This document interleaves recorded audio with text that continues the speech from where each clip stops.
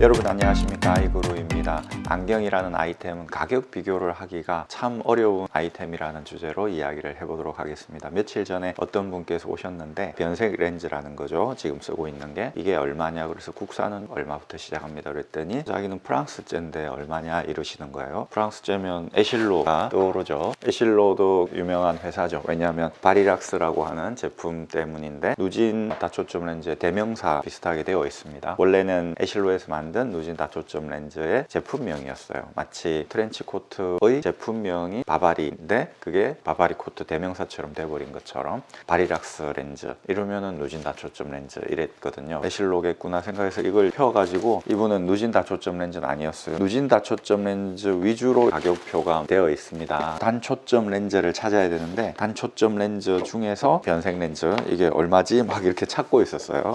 그랬더니 대충 얼마인지 말을 해달라. 이게 대충 얼마인지 말을 하기가 참 쉽지 않거든요. 도수도 다를 뿐더러 비구면 렌즈냐, 그것도 내면이냐 양면이냐 이런 거에 따라서 다를 수 있고, 또 압축도 굴절률에 따라서 다르고, 이러니까 이걸 바로 말하기가 어렵습니다 이랬죠. 가격 비교 간단하게 하려고 한다 그래서 간단하게는 할 수 없다 말씀드리면서 그분 안경을 외국 검사기에 넣어봤어요. 그랬더니 벌겋게 나오는 거죠. 보십시오, 이거를 비싼 가격을 주고 하셨지만 이렇게 나오지 않습니까? 이렇단 말은 빙산의 일각이고 도수라든지 모든 걸 믿을 수 없다라는 결론이 나오는 겁니다. 렌즈가 좋고 나쁘고 이런 것도 있지만 안경사, 금안사가 어떻게 이걸 조제 가공하느냐, 이건 어디까지나 반제품입니다. 안경사에 손을 거치면서 완제품이 되는데 이게 5대5가 아니고, 제가 30년 됐는데 제가 해보니까 30대 70 정도 됩니다. 하드웨어적인 안경 렌즈 이게 30% 정도가 되고 나머지 70%가 금안사, 안경사 노름입니다. 그러니 이 30%를 가지고 가격 비교를 한다는 게 어불성설이잖아요. 나머지 70% 가지고 비교를 하셔야 되는데 이 부분은 바로 실력 비교인 겁니다. 실력 비교를 해주셔야 됩니다 라고 말씀을 드렸죠. 이 제품이 정말 좋은지 안 좋은지 알기가 어려우니까 그 정보의 비대칭성 때문에 무조건 싼 걸 하려고 하는 것이죠. 가격을 깎으려고 하는 것이고, 상당한 부분 금액을 투자했는데 이 사람이 배신을 때려버리면 내가 데미지를 크게 입는다, 가격이라도 최소한도로 털어막아야 되겠다라는 생각을 하는 것이거든요. 이 안경이라는 부분은 그 정보의 비대칭성이 더 크다는 것이죠. 어떻게 보면 이 사람이 정말 실력이 있는지 없는지, 이 70%에 해당하는 이 부분 어떻게 알 겁니까? 금안사의 관상을 봐야 된다 그럴까요? 제가 이런 영상을 계속 찍는 것도 저를 노출시킴으로써 저의 관상을 보신다든지, 제가 말하는 걸 들어본다든지, 제가 어떤 깊이 들어가는 영상도 찍지 않습니까? 그런 걸 보시고 이 사람의 지식의 수준, 안경과 관련된, 그리고 그 내공의 수준이 어느 정도인지 가늠해 보시라고 이렇게 영상을 찍는 것이죠. 안경 컨텐츠를 하는 유튜버들을 또 보시고 이 사람들의 내공의 수준이 어느 정도겠다, 아니면 이 사람하고 나하고 합이 맞겠다, 합이 안 맞겠다, 이런 감이 오잖아요. 그런 걸로 판단을 하셔야 되겠죠. 한번 거래를 해봤는데 내가 생각했던 대로 정말 좋다라고 하신다면 그 다음부터는 신뢰가 형성되었다고 생각하고 알아서 해주세요 가격을, 이렇게 하실 수 있는 것이죠. 고객의 원하는 조건들이 있어요. 색상을 넣을 것이냐, 변색을 넣을 것이냐, 골프 칠 때 좋은 걸 할 것이냐, 운전할 때 눈부심을 방지할 것이냐, 이런 것들을 렌즈 회사에 보내는 겁니다. 그러면 이 정도 급으로 하면 되겠습니다 라고 렌즈 회사에서 말을 해주거든요. 그걸 고객에게 권하는 것이죠. 근데 시간이 걸리잖아요. 렌즈 회사에 전화하고, 렌즈 회사에서 우리 전화를 기다리고 있는 게 아니라 거기서도 원오너를 하는 과정을 거쳐야 되잖아요. 기다릴 수 없으니까 고객이 성금을 거시고 가시면 나중에 렌즈는 정해가지고 하겠습니다 믿으시고 리밋을 걸지 마시고, 카드를 오픈하듯이 어떤 어려운 손님 호텔에 투숙시켰다면 카드를 오픈하고 손님 원하는 대로 룸 서비스를 받는다든지 그런 거 모든 걸 다 이 카드로 결제해 주세요 이렇게 카드 오픈해서 결제하는 경우 있지 않습니까? 그런 것처럼 리밋을 걸지 말고 가시면 알아서 저희가 만들어서 찾으실 때 얼마짜리 렌즈를 했습니다 이렇게 말씀드리겠습니다 하는 경우가 있죠. 고객과의 신뢰가 그만큼 형성이 되어 있으면 고객이